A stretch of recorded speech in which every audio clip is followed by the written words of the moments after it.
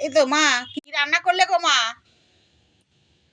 আজকে ওই দেখি আজকে দেখি তাহলে এই যে ভাত হয়েছে, সাদা ভাত আছে, আর এটা একটা চচ্চড়ি বন্ধুরা, বেগুন ভাজা আছে, ফুলকপির তরকারি আছে, আলু ফুলকপির তরকারি, মাংস আছে। হ্যাঁ, এই দিয়েই খাবো। আজকে মুরগির মাংস মা ওই যে নিয়ে নিয়েছে। তাহলে তুমি খাও মা, খাওয়া শুরু করো। আর এই টুলটার মধ্যে নাও তো, টুলটার মধ্যে নিয়ে বসো, ওখানটা বসে নিয়ে খাও।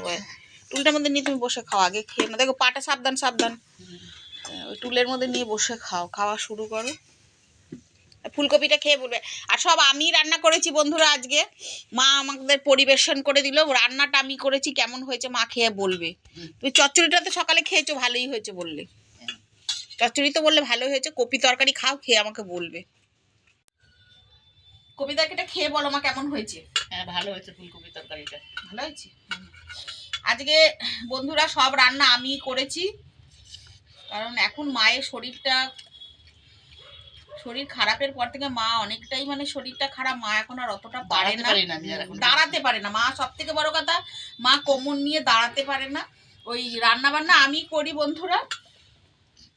মাকে বললাম খাবারটা বেড়ে দাও, মা খাবারটা বেড়ে দিয়েছে, মাও খাচ্ছে আমিও খাই একই সঙ্গে।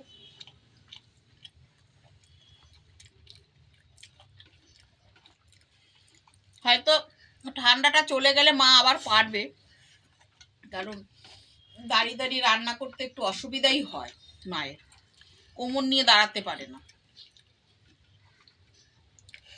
তুই তো এখন ভালোই রান্না করতে পারিস।